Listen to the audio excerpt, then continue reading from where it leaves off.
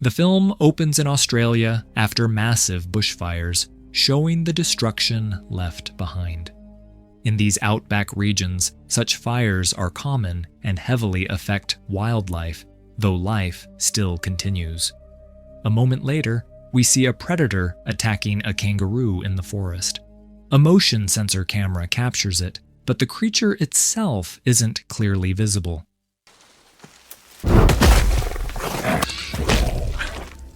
The scene then shifts to Bailey, an aspiring documentary filmmaker. She has come to the Australian outback to film how wildlife is recovering after the fires, especially species that are now close to disappearing. Bailey is joined by two conservationists, Grace and Ben. Their job is to survey animal conditions after the fires, check which species survived, monitor wildlife movement and behavior, and understand how the ecosystem has changed.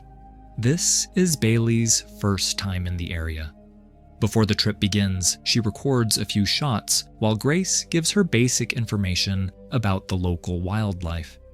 Bailey also interviews a park ranger named Matt, but unlike Grace and Ben, he isn't very passionate about the animals or the forest. After loading their supplies into the truck, they head deeper into the outback. During the drive, we learn that Grace once worked in corporate safety videos, but after the last bushfire, she wanted to do something meaningful, so she joined this documentary project. Ben explains that his dream is to discover a species that hasn't been identified yet. Grace and Ben regularly check the trail cameras they've set up throughout the area. These cameras help them track which animals moved after the fires, which populations are dropping, and many other details. Both care deeply about wildlife, and Bailey films everything.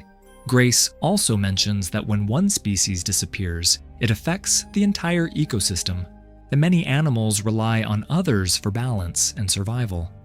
Bushfires are not the only cause of extinction. There are many factors, as we all know. One major problem after bushfires is that animals are forced to move into new areas. This often leads to conflict. Some become prey, while others start hunting species they normally wouldn't. That night, we see a hunter named Gary in the same region. After taking down a kangaroo, he sits to eat. His dog wanders off, and when Gary goes looking for it, he senses something strange. Standing near a tree, he's suddenly attacked by an unknown creature. Meanwhile, Grace, Ben, and Bailey are out at night collecting data by listening to animal calls. Bailey's device even picks up a nearby creature, but they can't spot it.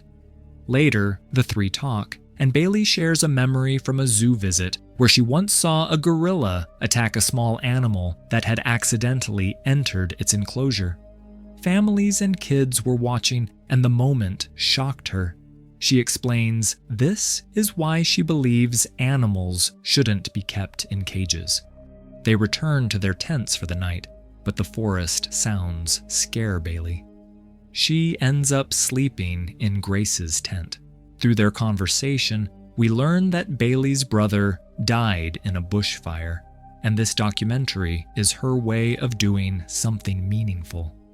The next morning, while filming in the forest, Bailey gets startled when a kangaroo suddenly appears, but then hops away. Grace and Ben tell her they're heading out to check the cameras they set up earlier.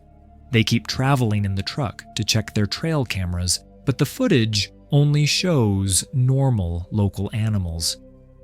On the way, two fallen trees block the track, and Ben cuts both with a chainsaw. After some time, they stop near a waterfall. Here, Grace shows Bailey an old cabin, explaining that people once came to this area searching for gold. She also tells her that many old digging pits can still be found around the place.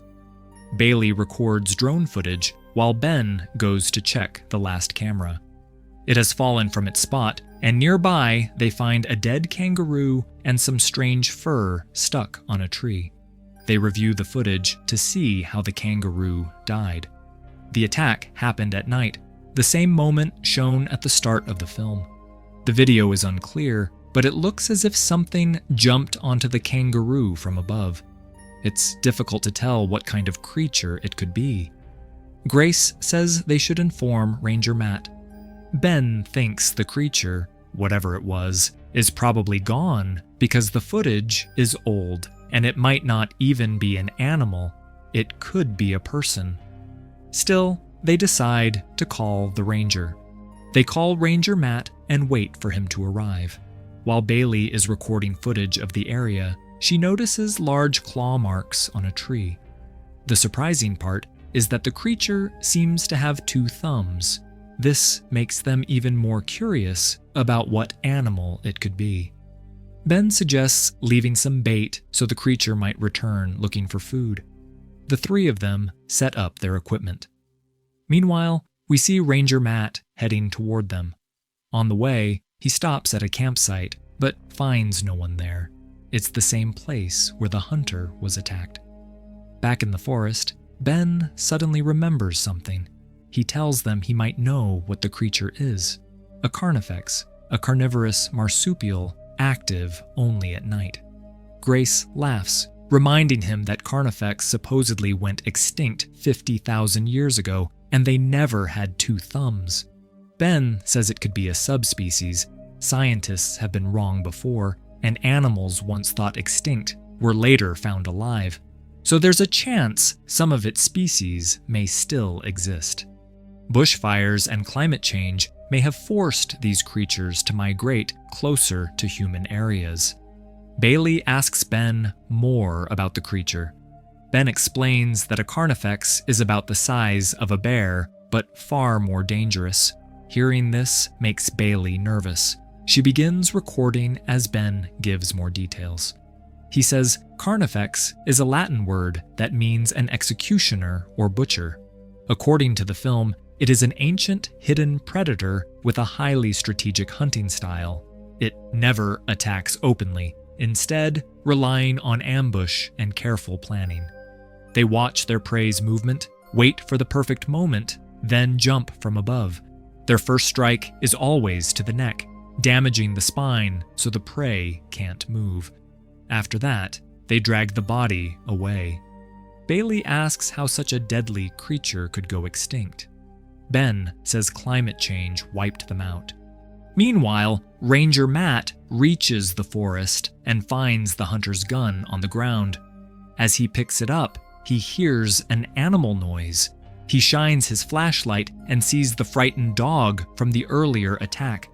Before Matt can react, the Carnifex leaps down from a tall tree and kills him exactly the way Ben described. We see the creature dragging Matt's body away. The 3 of them wait for Ranger Matt when they suddenly hear movement in the bushes. All of them tense up, but when Grace shines her light, it's only a mountain goat.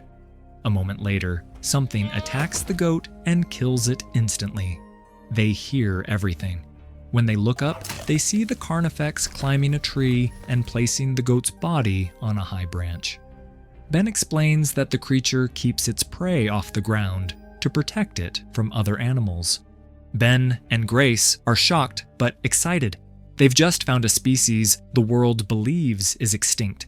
Now they need proof. To get a clear look, they try moving closer. Bailey flies her drone toward the creature, but the noise scares it away. Ben refuses to let the chance slip away. He wants evidence at any cost. Grace tells Bailey to stay put and runs after Ben. On the way, she slips into an old digging pit. Ben searches the forest for the Carnifex, but it stays out of sight. Then he hears Grace screaming and rushes back to help her. Before he can pull her out of the pit, the Carnifex attacks him and drags him away. Grace is still inside the hole and can't see clearly, but Ben is gone, leaving her terrified. Bailey, who was now alone, becomes frightened after hearing noises around her and runs toward the truck. Meanwhile, the Carnifex spots Grace. She hides under a branch, but the creature still injures her. Grace stays completely still. and just then, the truck's horn distracts the Carnifex, causing it to leave her. Gathering her strength, Grace climbs out of the pit. At the truck, Bailey sits in panic. She feels something moving nearby, but it turns out to be the hunter's dog trying to get inside. This is the same vehicle that belonged to Gary, the hunter. Grace manages to reach the old cabin and hides inside. She is badly injured and terrified.